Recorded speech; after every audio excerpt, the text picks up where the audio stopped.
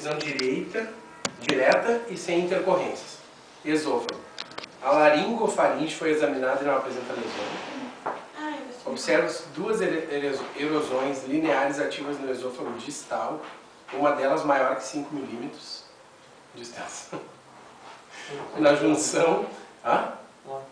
junção esôfago-gástrica há um pólipo de características inflamatórias, provavelmente secundário ao refluxo. Isso aqui tu tinha lido já. Não sei. Tinha lido. Eu não posso dirigir. Membro titular, cara, da Sociedade Brasileira de Medicina. Cara, fudido. Eu não vou ter que deitar. Vai ter que voltar a deitar. Não consigo ficar em casa.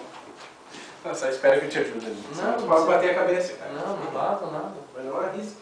Não. E a câmera tá filmando? Hã? Essa câmera tá filmando pra cá? Deve estar. Não tá nada. Não tá, não. Tá filmando nada. Ô, caçula.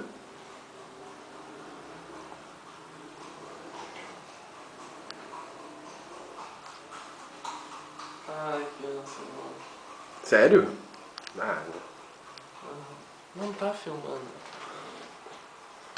Tá sim. Deixa eu pro quadro. Opa! Tá caindo, cacete. Eu quero ir pro meu quarto. Vamos abrir a janela. Não vai nada. Não. Tá, Não. vou dormir. Ah, meu Deus.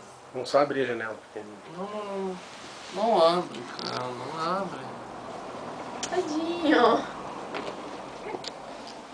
Não. Vai dormir?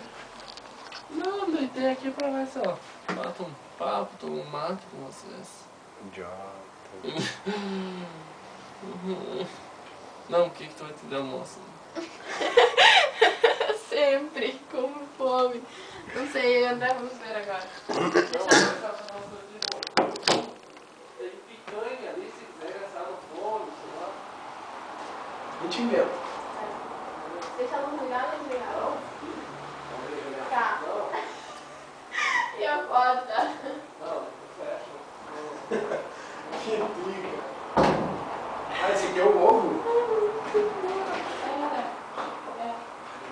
Podia trazer os meus aqui. Eu vou ganhar uma cestinha com ele.